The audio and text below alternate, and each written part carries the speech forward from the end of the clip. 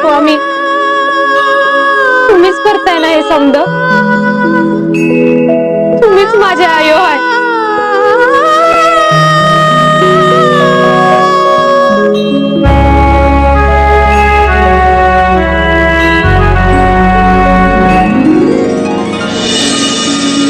स्वामी जगाची माऊली, स्वामी कृपेची सावली, ऐसी निरंतर माया मी कुठे न पाहिली.